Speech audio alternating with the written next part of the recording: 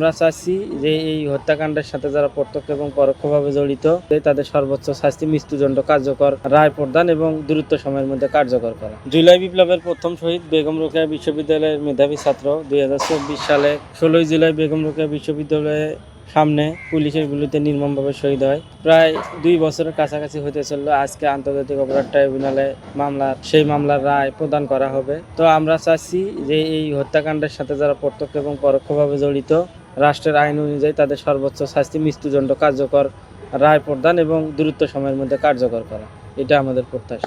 আসলে এটা হচ্ছে তদন্ত সাপেক্ষে বিষয়গুলো আসছে, দেখি পরবর্তীতে যখন মামলার রায় প্রদান করা হবে তারপরে আমরা বুঝতে পারবো যে আসলে কি হইল।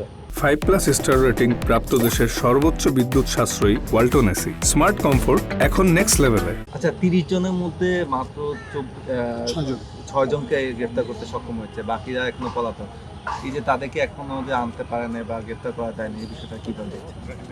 এটা আমরা আশা করি দ্রুত সময়ের মধ্যে মামলার রায় হলে গ্রেফতার করবে। আসলে মানুষ তো সারা জীবন বেঁচে থাকবে না, মানুষ চলে যাবে, কিন্তু পরিবারের সবার ছোট ভাই হিসেবে তাকে হারাইয়া তো একটা বুকের মধ্যে বেদনা আছে। কিন্তু এখন তার আত্মত্যাগের মাধ্যমে যে নতুন বাংলাদেশ গড়ার সুযোগ হয়েছে, সেটার কারণে একটা গর্ববোধ করি নিজের কাছে। এখন দেখা যাক, আজকে রায় হবে, রায় হওয়ার পরেই চূড়ান্ত প্রতিক্রিয়া জানাই। এটা প্রায় 1.5 বছরের সময় তদন্ত সহ প্রায় 2 বছরের কাছাকাছি চলে গেছে। তাড়াহুড়া করা হয় নাই, যে সর্বোচ্চ শাস্তি দাবি করছে।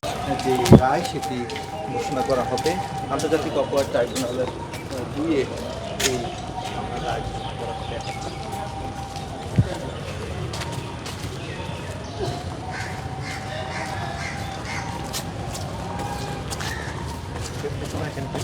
ক্যামেরাগুলো